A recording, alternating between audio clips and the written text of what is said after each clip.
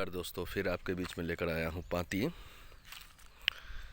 हृदय में अनंत राग है, हिरनी की तरह वन में मचलते राग, सूर्य की तरह सुनहरी किरण आंगन में उतरते राग, बांसों के झुरमुट से चिड़ियों की चहचहाहट की राग। वह राग खुल जाए तो काव्य है और घुट जाए तो रोग है। आज मैं जो कविता पढ़ने जा रहा हूँ उसमें मैं इस बात की चर्चा करूँगा कि भेड़, भीड़, भेड़िया ये क्या है, और ये सब पात्र हैं उस कविता के, उस मंचन के, उस नाटक मंचन में। चित्त एक बहुत बड़ा स्टेज है और उस पर मंचन हो रहे हैं। चलिए हम शुरुआत करते हैं। सड़क पर किनारे पड़ा था एक लवारिस लाश और भीड़ में से कर रहा था हमदर्दी की तलाश। भीड़ गुजर रही थी अपने चाल से, भीड़ अपनी भेड़ चाल से गुजर रही थी। भीड़ में एक भेड़िया भी था। उसने लाश को देखा, अपना व्यापारिक जीभ लपलपाया और कहा, यह लाश दिखता तो है पर बिकता भी है।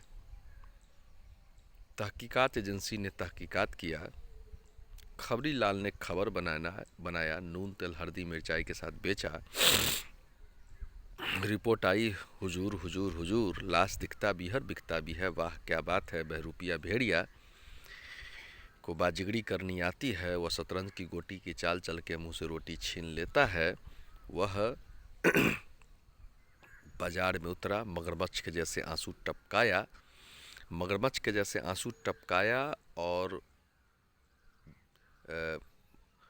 लाश के से छलके जज्बात को बेचने के लिए गिरगिट की तरह रंग बदल बदल के पैतरे बदला, ब्रांड बना के लाश को बेच दिया। श्रीमान, यह लाश तो बिक गई, लेकिन कुछ लाश ऐसे भी हैं जो दिखते नहीं हैं, बिकते नहीं हैं। वह लाश सड़ते गलते घुटते टूटते और भरी सभा में द्रौपदी की तरह लुटते रहते हैं। तो श्रीमान मेहरबान कदरदान, मैं हृदय की बीना बजा रहा हूँ, आपको जगा रहा हूँ। वह लाश से छलके जज्बात, वह दर्द अपने दिल में उतारिए और दिल से जो दर्द है, वह कसक है, उसको बहने दीजिए, कुछ कहने दीजिए।